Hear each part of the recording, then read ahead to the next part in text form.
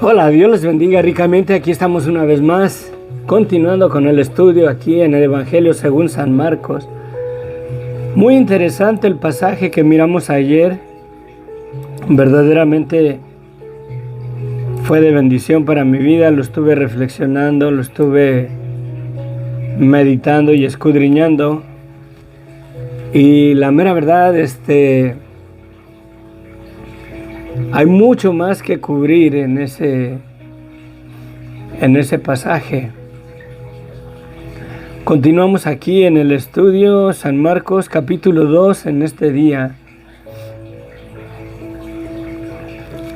Y es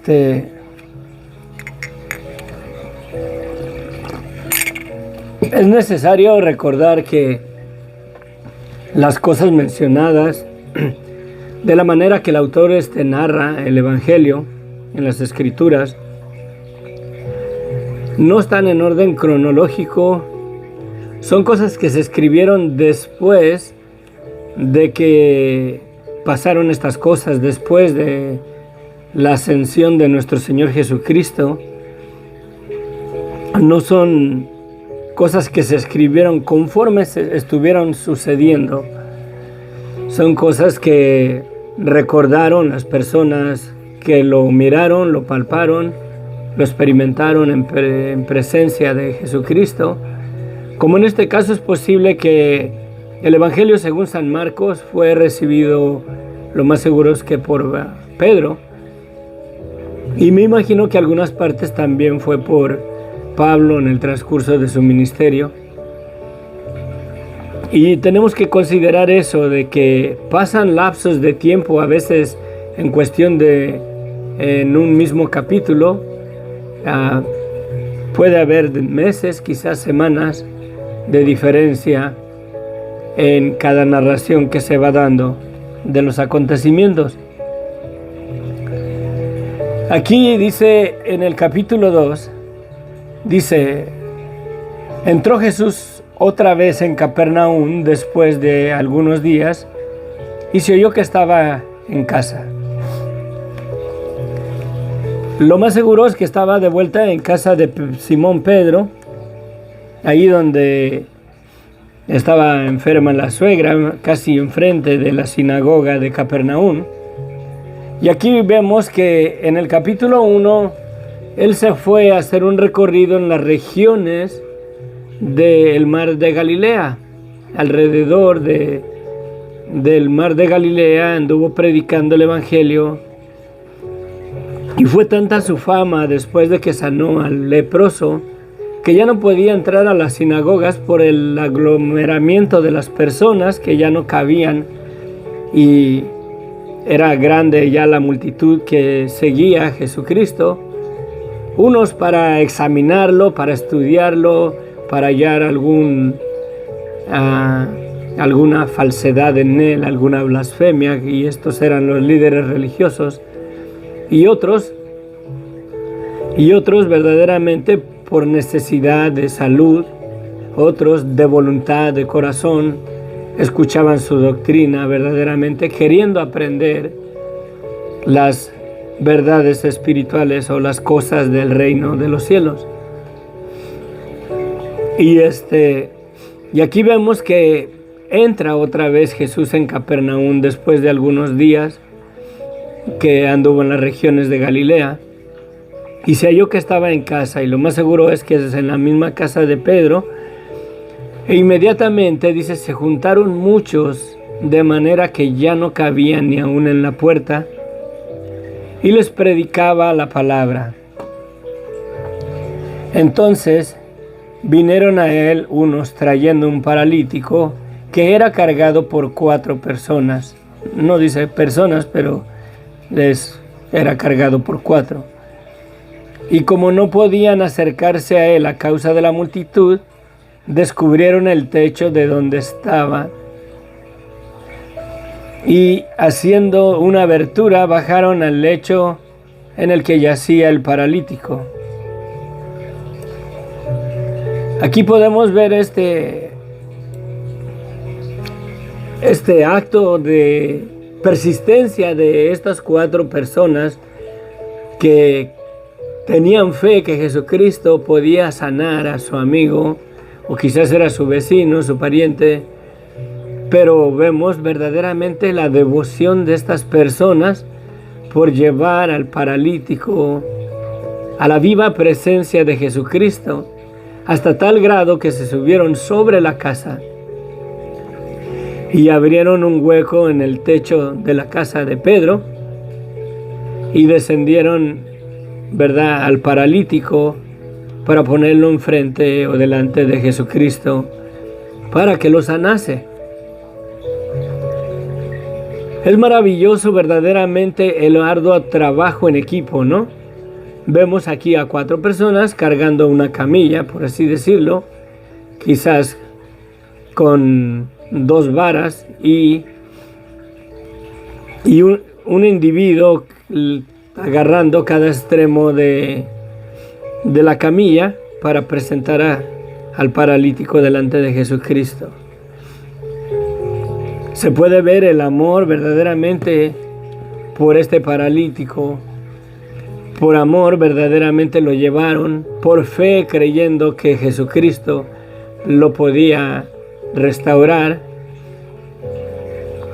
y presentarlo delante de él, y lo bajan, ¿verdad? Al ver Jesucristo la fe de ellos, dice en el versículo 5, dijo al paralítico: Hijo, tus pecados te son perdonados. Estaban ahí sentados algunos de los escribas, estos son los líderes religiosos, los cuales cavilgaban en sus corazones: ¿por qué habla este así? Blasfemias dice. ¿Quién puede perdonar pecados sino solo Dios?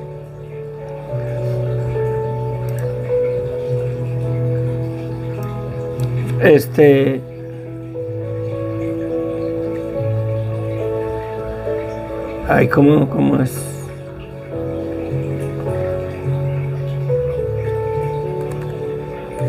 Define.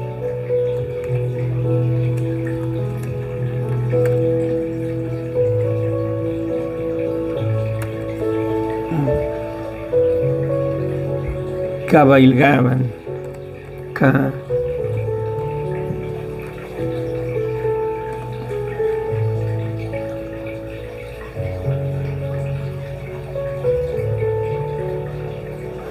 Ok, espérenme, voy a buscar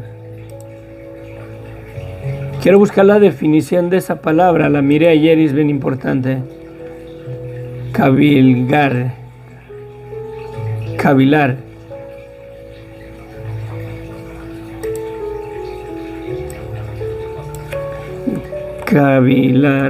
Se me había olvidado que estaba esa palabra que...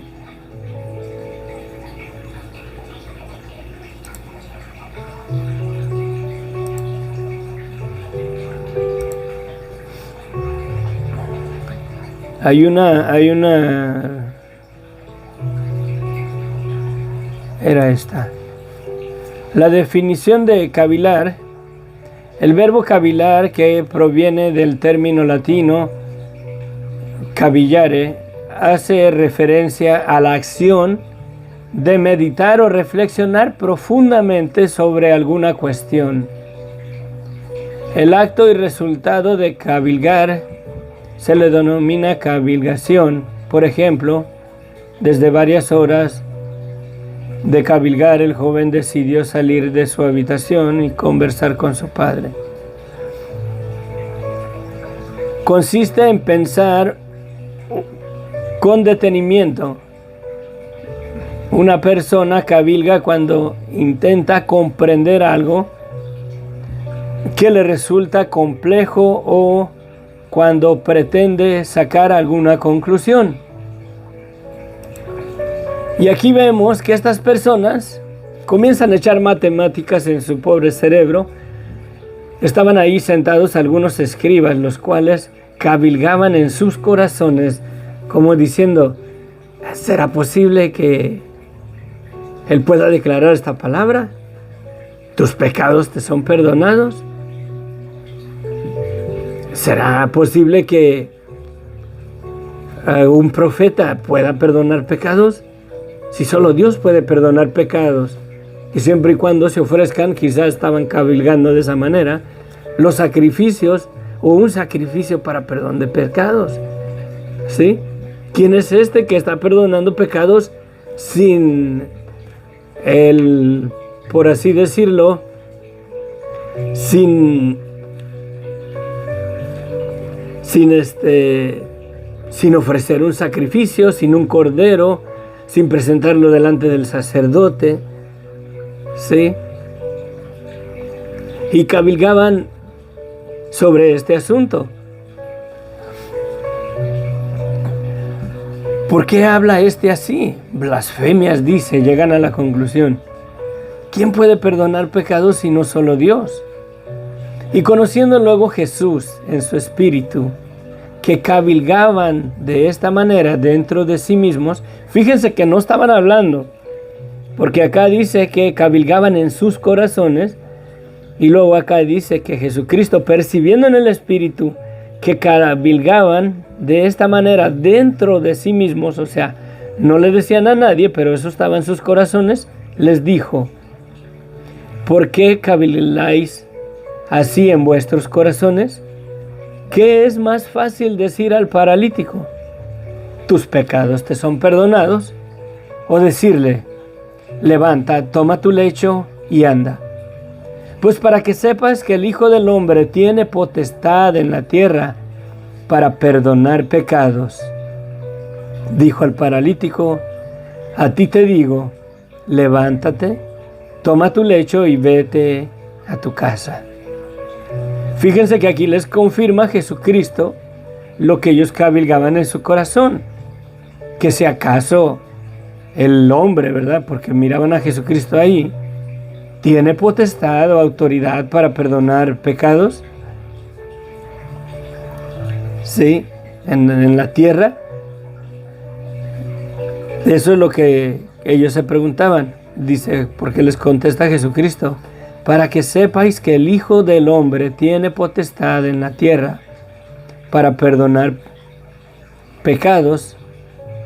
A ti te digo, o sea, le dice al paralítico, está entre paréntesis, y está entre paréntesis porque se adherió para darle sentido al pasaje. A ti te digo, levántate, toma tu lecho y vete a tu casa. Y aquí Jesucristo les da este ejemplo, que Él tiene, que así como tiene el potestad o la autoridad de sanar, a la voz de su palabra, con solamente declararlo Jesucristo, esta persona puede ser salvo, puede ser sano. Lo pudimos ver con el leproso y en otras sanidades que va a ser más adelante, que Él declara la palabra y la persona viene a ser sana. Y entonces aquí les dice, ¿verdad?, para que veas, para que sepas que el Hijo del Hombre tiene autoridad o potestad en la tierra para perdonar pecados. A ti te digo, levántate, toma tu lecho y vete a tu casa. Entonces se levantó enseguida y tomando su lecho, salió delante de todos, de manera que todos se asombraron y glorificaban a Dios diciendo: nunca hemos visto tal cosa. Que a la voz de la palabra de Jesucristo, los enfermos sanaban. Sí, cuestionaban el asunto si era posible que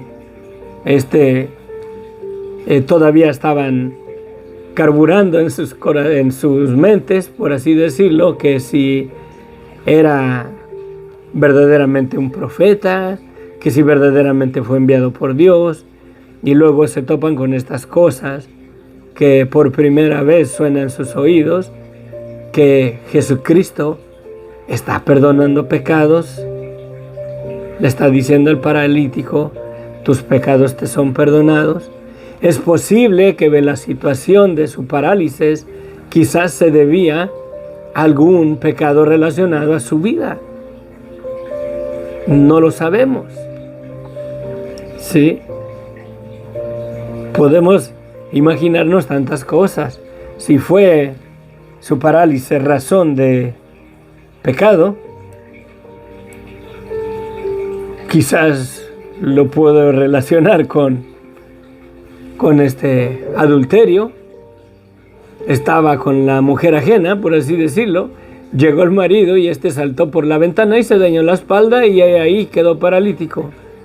Bueno, no sé, es un punto de vista absurdo quizás, pero si fue por causa de pecado, por eso es que quizás Jesucristo le dice: tus pecados te son perdonados, ¿verdad? Levántate y anda. Y si Jesucristo lo pronuncia, es posible que su parálisis era relacionada por su vida de pecado, por su desobediencia, por algún acto de pecado de su vida. No lo sabemos con certeza, pero es posible, ¿no? Pero aquí también está haciendo la ilustración para que estos líderes religiosos vean y comprendan verdaderamente la potestad que tiene el Hijo del Hombre, Jesucristo, el Hijo de David, que vino a este mundo a dar su vida y a ofrecerse como el Cordero de Dios que quita el pecado del mundo, para perdonar pecados, tanto como para sanar a la voz de su palabra. Verdaderamente tiene autoridad la palabra de Jesucristo. Buenos días, Jorge. Buenos días, Sofía.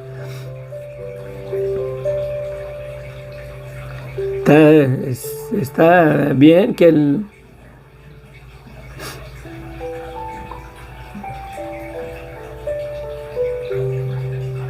Sí, quizás fue para glorificar el nombre de Dios, pero yo creo que Jesucristo le está dando ahí testimonio, porque cavilgaban en su corazón acerca de ¿acaso este tiene autoridad o potestad para perdonar pecados?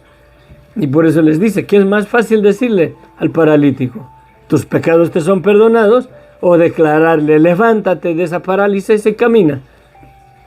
O sea, para que miraran que la autoridad que él tenía, tanto como era para sanarlo, como para perdonarle sus pecados, ¿verdad? Dice que después de esa sanidad de ese paralítico y de confirmarle ahí a los líderes religiosos verdaderamente su autoridad, la potestad que él tenía y tiene para perdonar pecados y para sanar, después de eso dice que después volvió a salir al mar y toda la gente venía a él y les enseñaba. Y al pasar vio a Leví, hijo de Alfeo, sentado al banco de los tributos públicos, y le dijo: sígueme. Y levantándose le siguió. Aconteció que estando Jesús a la mesa en casa de este colector de tributos, en la casa de Leví, muchos publicanos y pecadores estaban también a la mesa juntamente con Jesús y sus discípulos, porque había muchos que le habían seguido. Sí, había muchos que le habían seguido, y muchos de estos eran publicanos y pecadores. Y los escribas y los fariseos, los líderes religiosos, viéndole comer con publicanos y con los pecadores, dijeron a los discípulos: ¿qué es esto que él come y bebe con publicanos y pecadores? Al oír esto, Jesús les dijo: los sanos no tienen necesidad de médico, sino los enfermos. No he venido a llamar a justos, sino a pecadores. Acuérdense, el propósito del Evangelio es hacer el llamado a que se arrepientan de sus pecados para que reciban el perdón de pecados. Y básicamente, Él no vino a perdonarle los pecados a aquellos que supuestamente estaban bien ante los ojos de Dios. Él vino a llamar a pecadores. Y gloria a Dios por eso, porque me ha llamado a mí de la misma manera. Amén.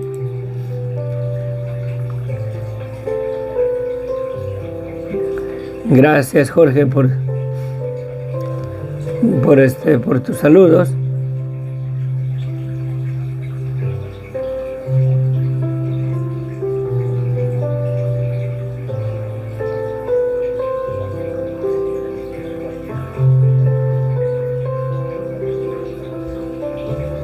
Sí, uso la Reina Valera de 1960. Tengo una Casidoro de Reina que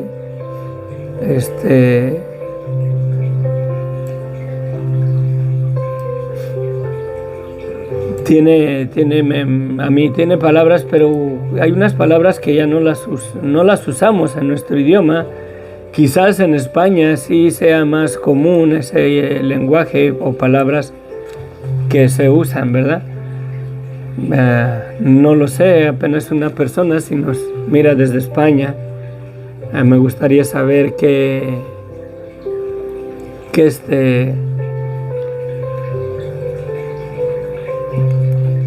traducción usan ellos, si usan la de Casidoro de Reina. Es la anterior, de la 1960, pero bueno. Preguntan sobre el ayuno. Entonces aquí Jesucristo declara que Él no vino a llamar a los justos, sino a sanar a los que tienen enfermedades. Él no vino a llamar al justo, sino al pecador. Y la mera verdad del Evangelio es para el pecador. Tienen razón las personas que no quieren nada del Evangelio porque se consideran que ellos no son pecadores como yo o como tú quizás. Pero el Evangelio verdaderamente es para el pecador, es el llamado a que reconozcamos que pecamos contra Dios y nos arrepientamos, nos declaremos culpables para que la sangre de Cristo verdaderamente nos limpie de todo pecado y nos pueda dar de su Espíritu Santo para transformar y cambiar nuestros corazones, convictándonos que esa vida que hemos estado por naturaleza sujetos a vivirla, no le agrada a Dios, y con la convicción del Espíritu Santo podemos verdaderamente repudiar esa vida de pecado en nosotros. ¿Qué tan? Si nos alcanza. Le preguntan sobre el ayuno. Aquí, a través de todo lo que lo andan observando y todo, ya lo miraron que come con los publicanos y con los pecadores, y se metió a la casa de un cobrador de impuestos. ¿Se imaginan? Se consideraban que eran enemigos de los judíos porque ellos trabajaban para los romanos, y luego si era un judío, lo más seguro es que sí es un judío, Leví, porque tiene el nombre de la tribu de Leví.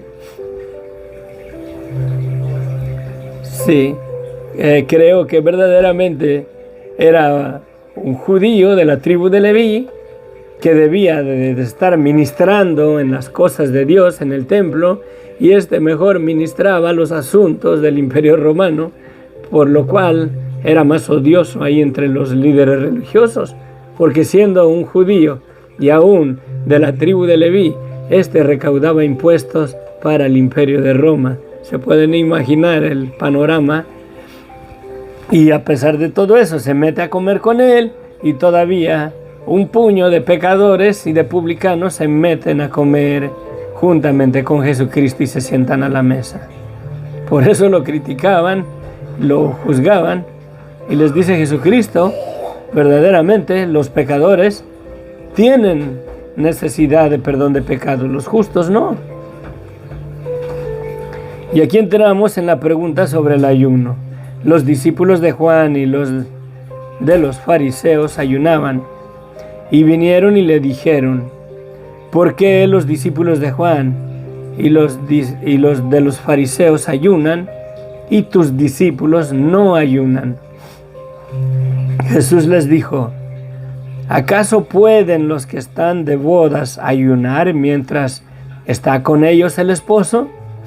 Entre tanto que tienen consigo al esposo, no pueden ayunar. Pero vendrán días cuando el esposo les será quitado, y entonces en aquellos días ayunarán. Nadie pone remiendo de paño nuevo en vestido viejo.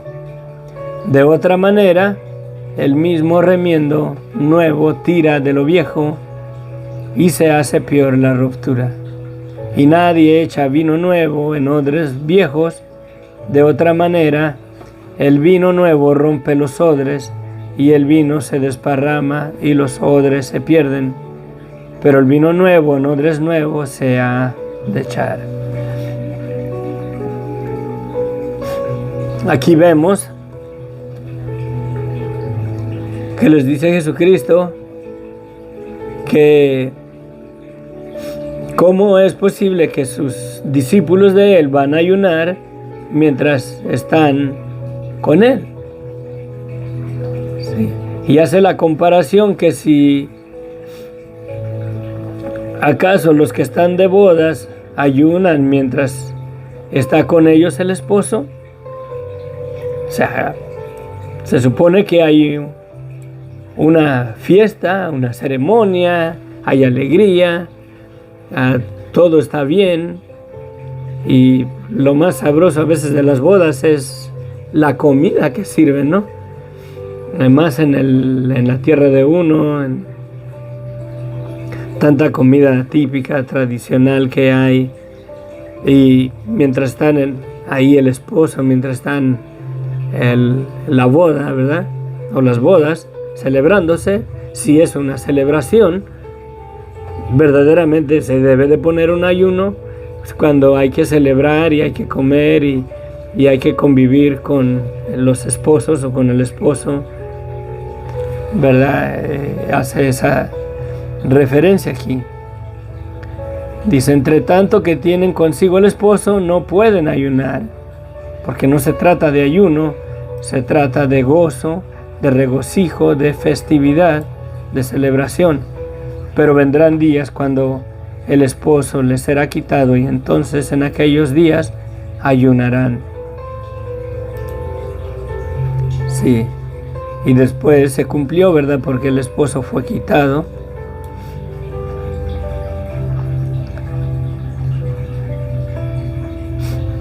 Y entonces llegó los tiempos donde los discípulos comenzaron a ayunar. Nadie pone remiendo de paño nuevo en vestido viejo. De otra manera, el mismo remiendo nuevo tira de lo viejo y se hace peor la ruptura. En aquellos tiempos, los textiles o las telas no tenían el mismo proceso para hacer las telas como el día de hoy. A hoy la tela, cuando la hacen, se mete en demasiados procesos. Yo trabajé en un tiempo por unos meses en textiles de Morelos, en Cuernavaca, y ahí pude ver cómo la tela la procesaban, la metían en unas piscinas, por así decirlo, de agua hirviendo casi, y luego había otro proceso donde las metían en agua fría, y de esa manera verdaderamente la tela se acomodaba al estado que tenía que estar, y era metida verdaderamente tensionada no se puede decir en bandas, pero que como corría la tela de un rollo a otro con las máquinas, la tela verdaderamente iba tensionada, iba estirada a todo su ancho y a todo su largo, y viera pasada por estos procesos. En aquel tiempo no tenían ese proceso, y la mayoría de las telas en aquel tiempo, cuando la lavaban, tenías que comprarte, si eras a talla mediana, tenías que comprarte una doble X para que después de que la lavaras iba a quedarte mediana o quizás chiquita, porque la tela encogía. Y hace aquí una referencia que no se pone un remiendo de un pedazo de tela nueva en una tela vieja, porque cuando se lave el pedazo de la tela nueva va a encogerse, y en lugar de ser de parche en esa ruptura del vestido, de la ropa, va a romper más todavía esa tela, porque al encoger va a estirar la tela o va a ponerle tensión o presión. De la misma manera dice que nadie echa vino nuevo en odres viejos. Estos odres son como los contenedores que traen los pulqueros, ¿verdad? Los que venden pulque, que los traen en un cuero de cerdo. Y verdaderamente esos odres viejos son pieles. Un odre viejo ya es una piel reseca, que si le echan vino nuevo y el vino nuevo está fermentándose, va a esponjarse y reventaría verdaderamente los cueros, ¿verdad?, en los que se echa el vino. Y el vino entonces rompería las vasijas o los odres o los cueros de piel donde se echará el vino, sino que se echa el vino nuevo en odres nuevos, porque el odre o la piel, como en este caso de los pulgueros, tiene la flexibilidad de que la piel está fresca, está nueva y puede estirarse. Pero ya una vez que llegó hasta donde estiró lo máximo, ¿verdad?, y le echan vino nuevo, ya no puede estirar más. Solo que pasaría era reventaría las pieles y el vino se derrama. Pero ¿por qué lo dice nuestro Señor Jesucristo aquí? Acuérdense que Él vino a establecer un nuevo pacto, el pacto en su sangre. Las cosas viejas pasaron. Él no vino a quitar la ley, sino vino a cumplirla. Y al haber cumplimiento de la ley, ya no hay necesidad de que esté la ley ahí para que la cumplan, porque ya se cumplió. Ahora Jesucristo vino a establecer un nuevo pacto. Y es totalmente diferente al pacto de la ley. Es totalmente diferente al pacto que tenemos por medio de la gracia, por medio del Evangelio, por medio de la verdad de quién es Jesucristo, y el pacto que Él vino a establecer por medio de su sangre, que ha dado perdón de pecados para toda persona que se arrepienta. No hay necesidad de que consiga un cordero, se espere hasta el día de la Pascua, lo sacrifique para cubrir sus pecados. Ahora simplemente con el hecho de que reconozcamos verdaderamente que somos pecadores ante los ojos de Dios y nos declaremos culpables, queriendo el perdón de nuestros pecados, podemos recibir el perdón de pecados sin necesidad de ritos religiosos y sacrificios que no pueden quitar verdaderamente el pecado, pero el Cordero de Dios verdaderamente quita el pecado de nuestras vidas en ese pacto nuevo de su sangre. Y quizás por eso hace esta declaración aquí, porque el esposo está ahorita ahí en las bodas y él está verdaderamente preparando o metiéndose en compromiso con su esposa, con su desposada, con la iglesia. Nadie echa vino nuevo en odres viejos. De otra manera, el vino nuevo rompe los odres y el vino se derrama. Creo que va en referencia a lo que está hablando arriba, de que Él ha venido a establecer un nuevo pacto. Y no puede estar la gente verdaderamente considerando otras cosas, sino regocijarse porque verdaderamente el reino de los cielos se ha acercado. La gracia, la misericordia de Dios se ha acercado en la persona de Cristo para darnos perdón de pecados por la fe en su nombre y en la verdad de quién es Él. ¿Cuánto tiempo llevamos? Creo que tenemos que concluir. No sé si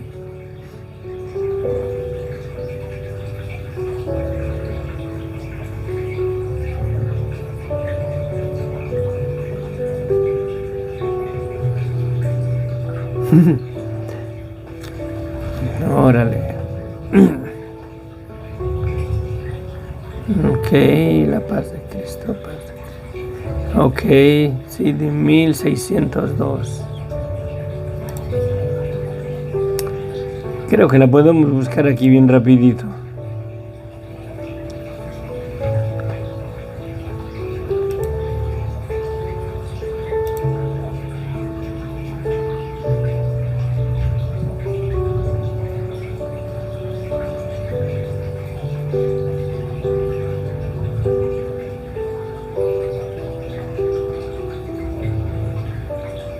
¿Es de la Reina Valera la esa de 1602? ¿Por qué no la miro?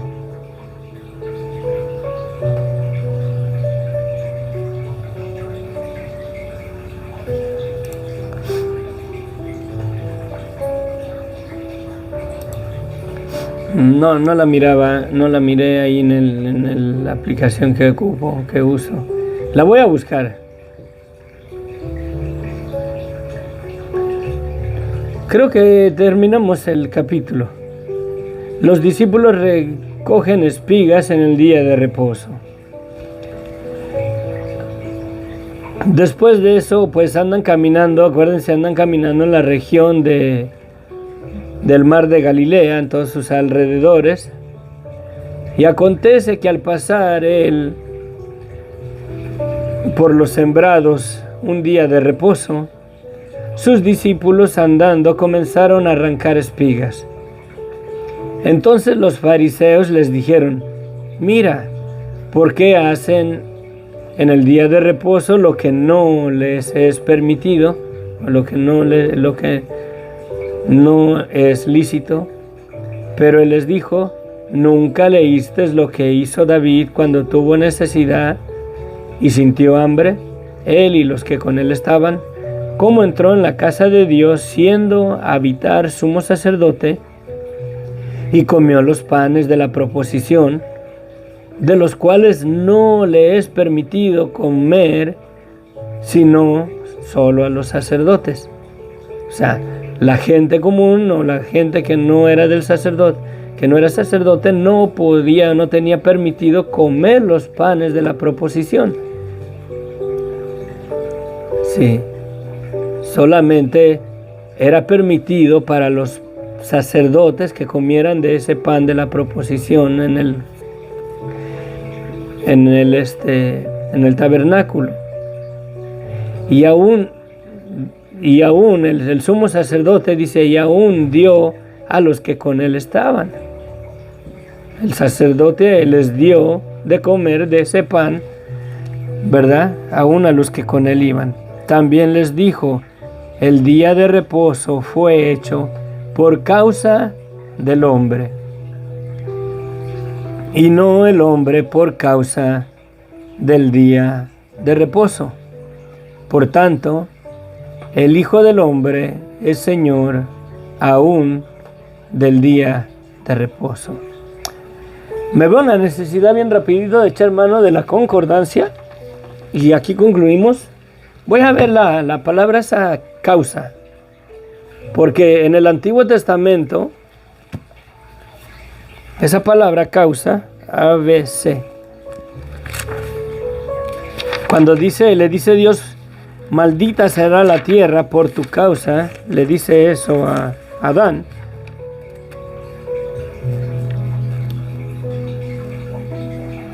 Causa, aquí estamos. Estamos en Marcos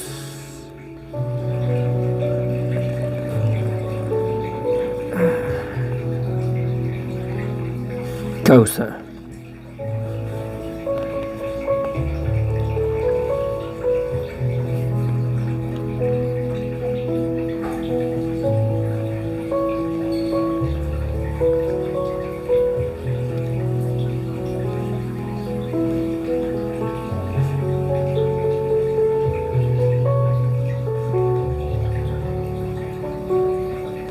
No la tiene, Padre mío. Si no tiene esa palabra, no tiene la referencia. Hay varias palabras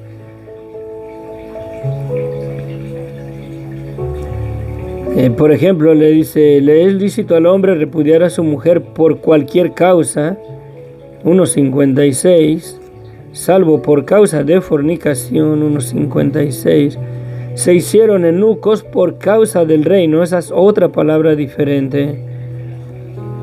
Sobre su cabeza, que pusieron sobre su cabeza su causa escrita, 1.56. Ok.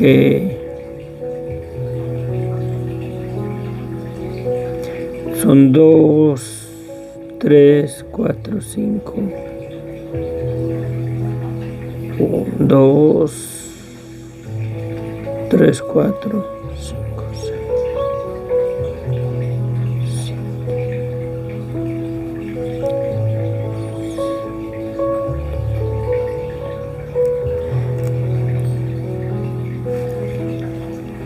Tenemos 8 palabras que se traducen causa en el griego. Tenemos 8 palabras distintas. Por desgracia no tengo esta, pero vamos a verle su contexto. Y aquí concluimos.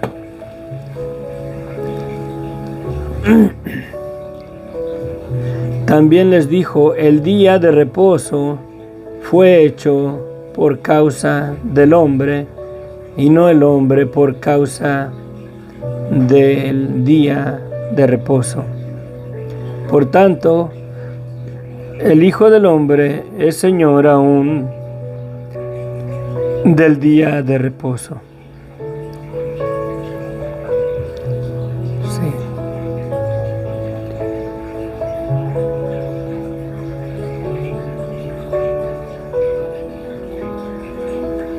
Puede ser, no sé, le podemos dar también que fue a favor. Fue hecho a favor del hombre y no el hombre a favor del día de reposo. Por tanto, el Hijo del Hombre es Señor aún del día de reposo. Voy a verlo. Vamos a verlo.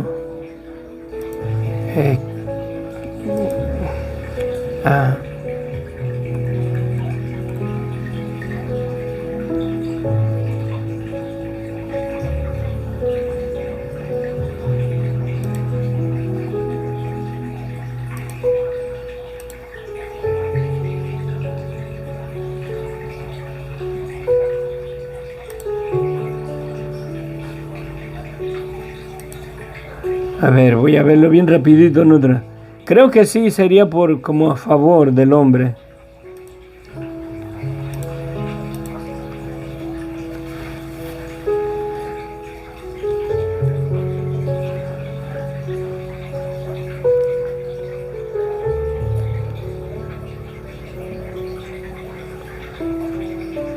Aquí tenemos, el día de reposo fue hecho por causa del hombre.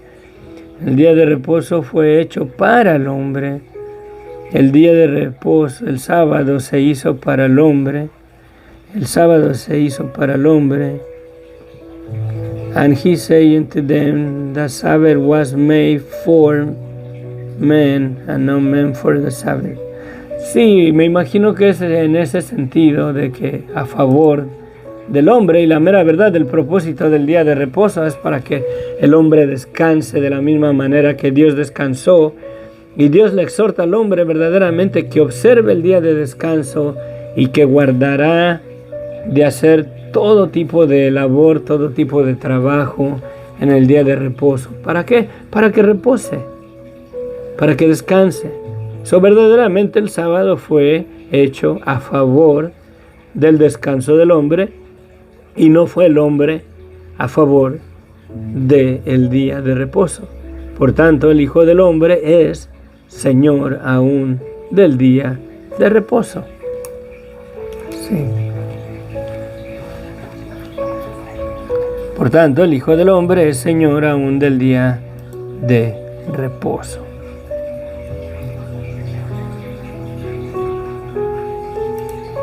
Sí, lo dejamos por favor. Padre bendito, gracias Señor te damos por este día, bendito Dios. Gracias por tu misericordia, gracias por tu amor, gracias por tu palabra. Te pido, bendito Dios, que hagas de aquellos que testificamos una fe en ti, que decimos que hemos creído en ti, que hagas que haya un amor genuino en nuestras vidas para traer a los paralíticos, a los que no caminan en los caminos de la fe, para traerlos delante de tu presencia.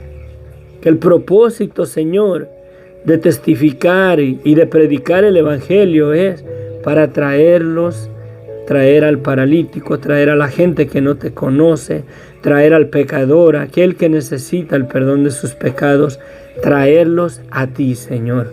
No a algún movimiento religioso, no a algún movimiento denominacional, bendito Dios. Ayúdanos, Señor, verdaderamente a tener un amor genuino por las almas perdidas, por el paralítico, por aquel que no puede caminar en tus caminos, Padre, y traerlo delante de la viva presencia de Jesucristo. Que ese sea el propósito, ese es el propósito para el cual tú has dejado la iglesia, Señor, en este mundo.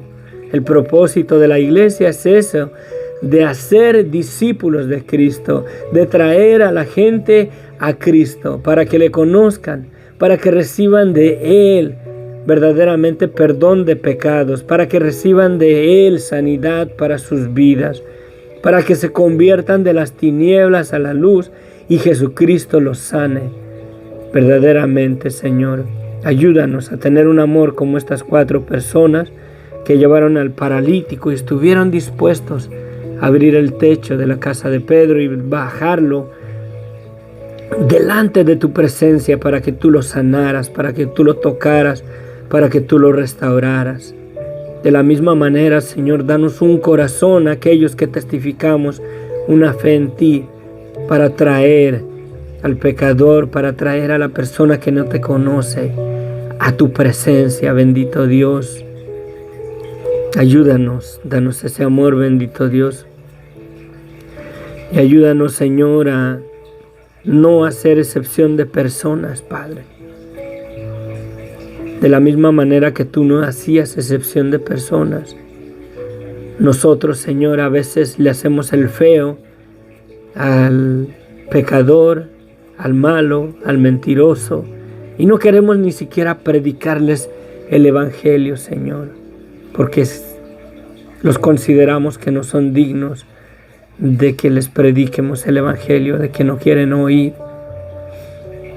Ayúdanos, Señor, a estar ahí disponibles para presentarles el Evangelio, para sentarnos juntamente en la mesa con ellos, con la prostituta, con el borracho, con el drogadicto, Padre. Estar ahí, Señor, y traerlos a la mesa de Cristo, para que coman y reciban, Señor, el perdón de sus pecados por la fe en ti, Señor. Cuando ellos vengan al conocimiento de la verdad de quién eres tú, Padre. Ayúdanos a no hacer excepciones de personas, porque sí las hacemos, bendito Dios. Si vemos un drogadicto, no queremos ni acercárnosles. No queremos ni siquiera decirles que tú los amas, bendito Dios. Perdónanos. Mucho más, Señor, si vemos a un homicida. Si supiéramos de una persona que es mala verdaderamente en gran manera, no les decimos, Señor, que ellos pueden, verdaderamente su vida puede ser restaurada y pueden ser salvos, pueden tener la esperanza de la vida eterna, si tan siquiera vienen a conocerte a ti, Señor. Ayúdanos, Padre. Levanta tu iglesia con poder. Te lo pido, mi Dios, en el nombre de Cristo Jesús, Señor. Amén, amén. Sí, Dios les bendiga ricamente. Nos vemos. El sábado tengo un poquito más de tiempo para compartir.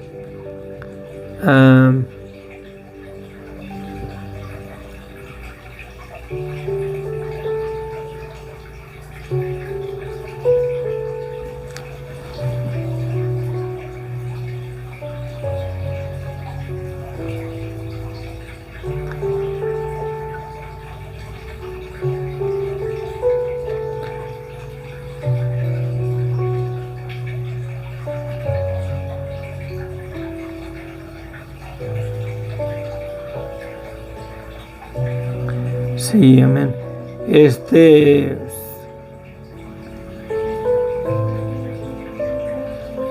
Amén. Vamos a orar por Cristina para que su matrimonio se restaure. La palabra causa, miren, tenemos que considerar verdaderamente que la Biblia, el Nuevo Testamento, está escrito en el griego. El Antiguo Testamento está escrito en hebreo y parte también en arameo, pero más que nada en hebreo. Cuando Dios le dice a Adán, maldita será la tierra por tu causa, la mera verdad, la palabra causa en su sentido, en el idioma hispano, español, en el castellano, pierde mucho el sentido de lo que verdaderamente el pasaje declara. Porque esa misma palabra de causa también se puede traducir por amor a ti. Es como una acción a favor de la persona. Si lo miramos ahí en Génesis, cuando Dios le dice a Adán, maldita será la tierra por tu causa, se puede darle una interpretación equivocada. Podemos ver verdaderamente que ese pasaje está diciendo que la tierra fue maldita por culpa de Adán. O sea, como acusándolo, como condenando a Adán, como acusándolo a él, como haciéndolo el culpable, que la tierra fue maldecida por causa de él. Lo podemos ver de esa manera. Pero si usamos verdaderamente la otra traducción, o la otra traducción donde dice maldita será la tierra por amor a ti, verdaderamente tiene mucho más sentido, porque va de la mano con la misericordia de Dios. Que Dios, teniendo misericordia de Adán, por amor a él, no lo maldijo a él, sino a la tierra.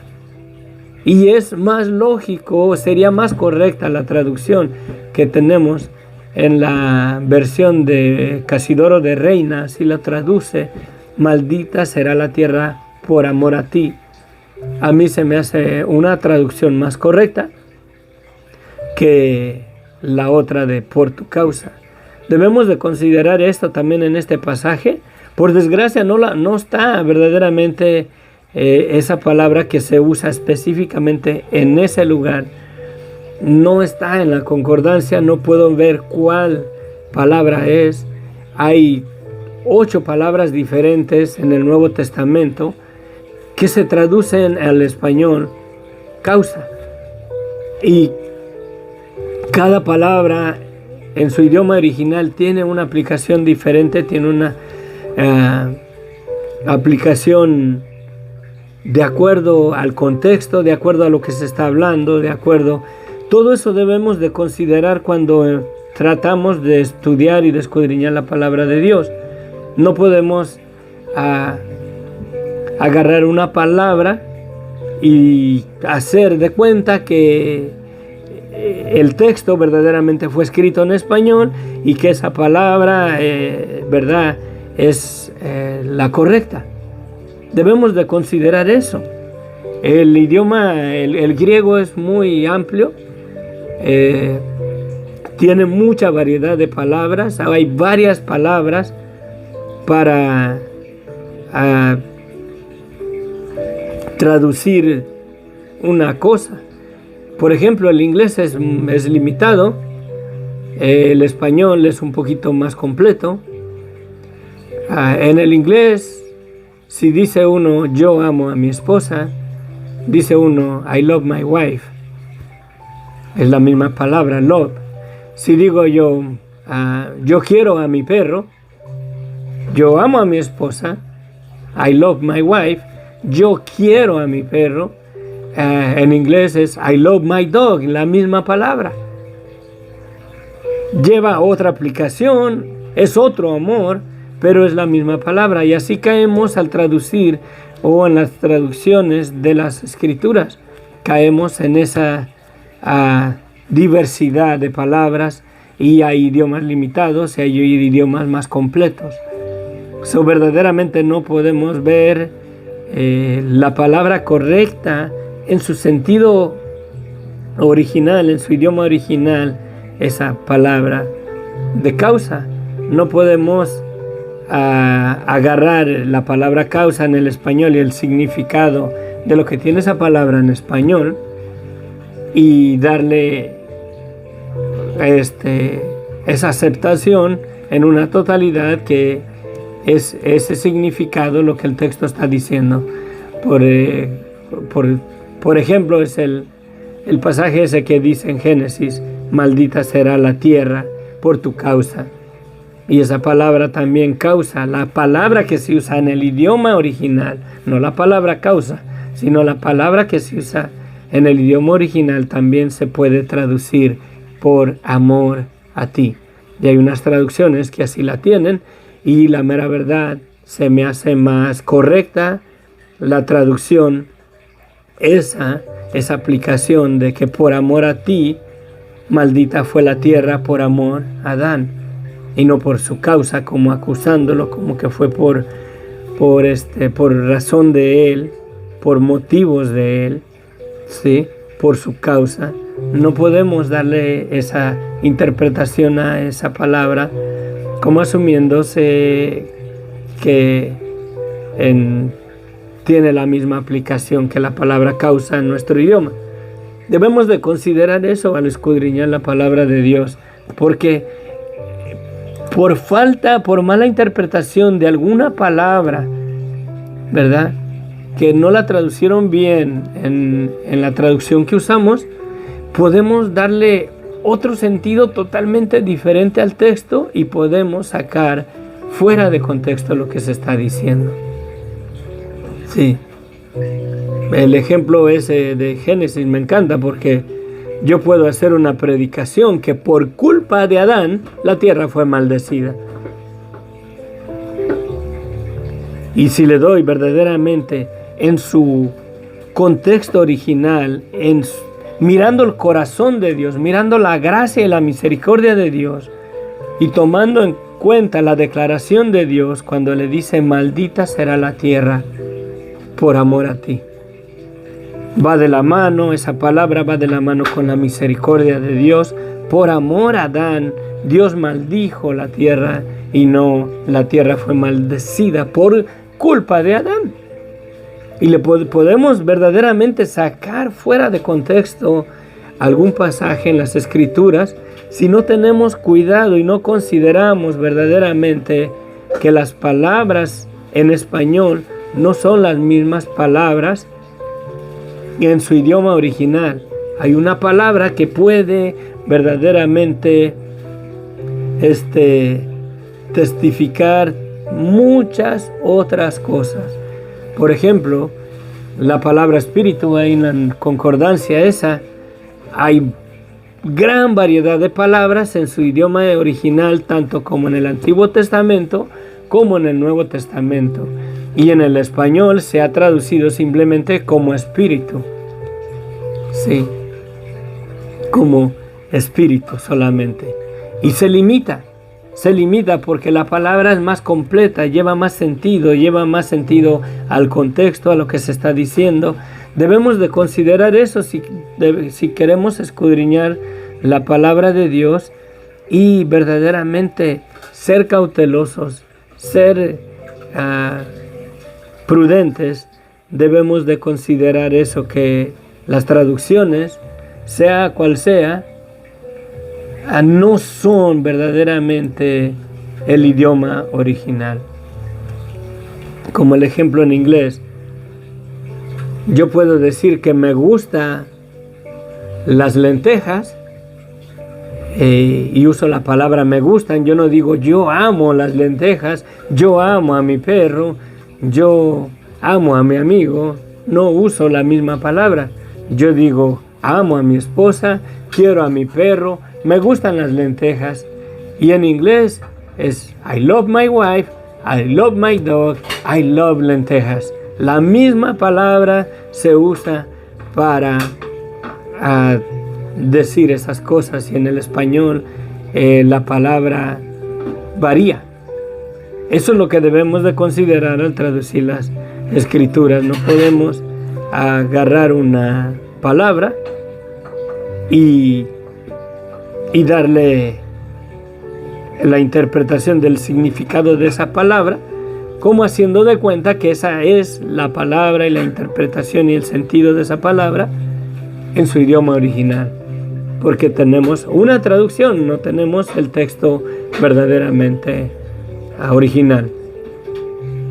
Si supiéramos griego, miraríamos verdaderamente la diferencia y miraríamos verdaderamente el sentido correcto de ese pasaje, miraríamos la palabra correcta que se usó a la manera que hablo de amo a mi esposa, quiero a mi perro, me gustan las lentejas, y en inglés es I love my wife, I love my dog, I love lentejas. La misma palabra la uso para decir amo, quiero, me gusta.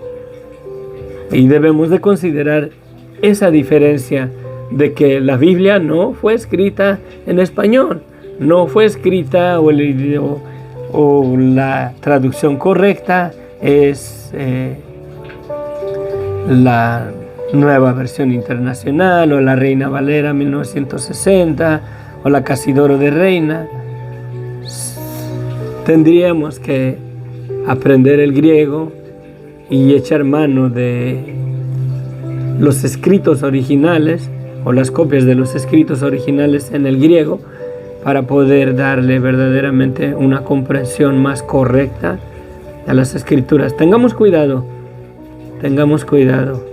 que la gracia de nuestro Señor Jesucristo nos guíe, que el Espíritu Santo verdaderamente nos haga recapacitar y razonar, que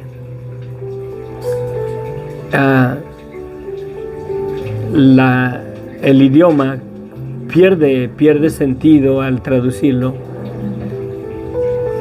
A veces no, pero en muchas ocasiones pierde el sentido de lo que se dice verdaderamente.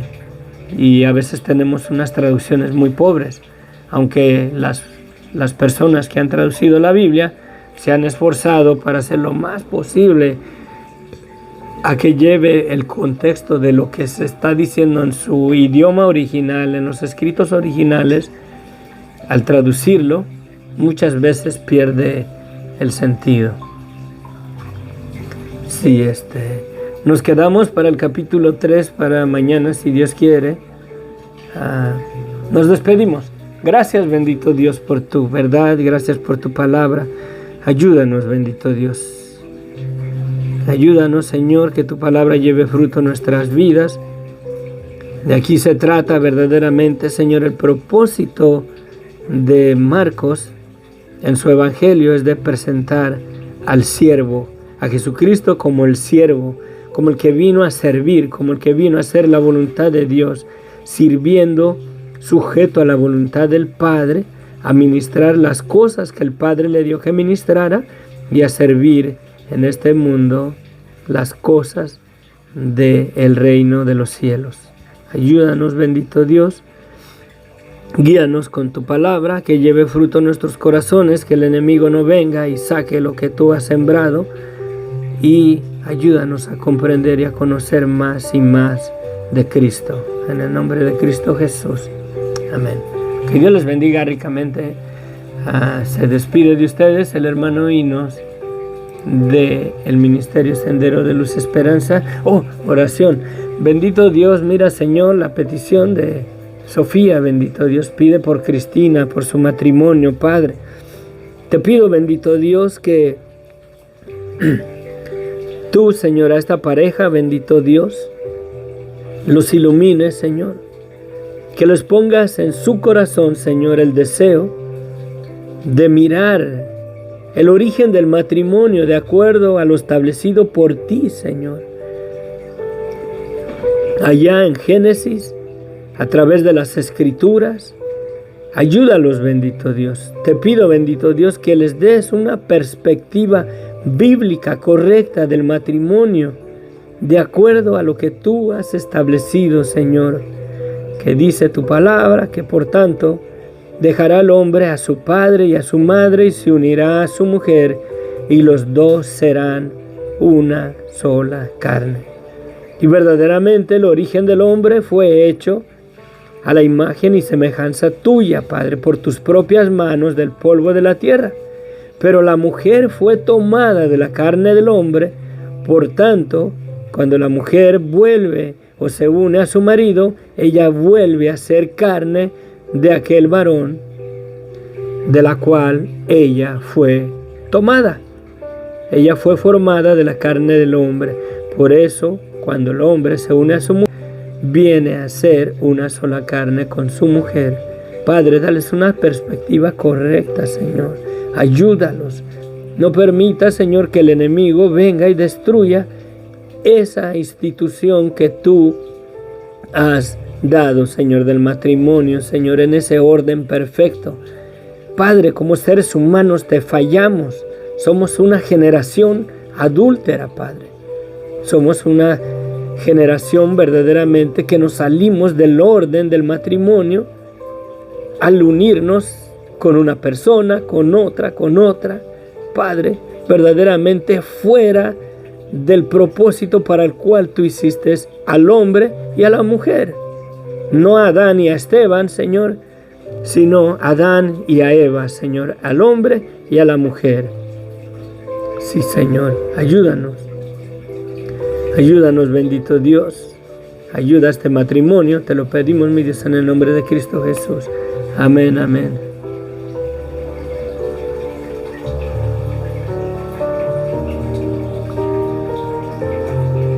Bueno, Dios les bendiga.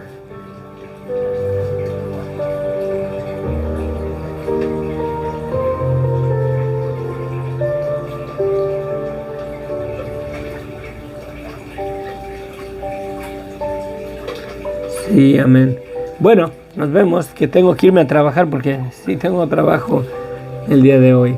Que la gracia de nuestro Señor Jesucristo se perfeccione en nuestras vidas. Les amo en el amor de Cristo. Amén. Amén. Bendiciones.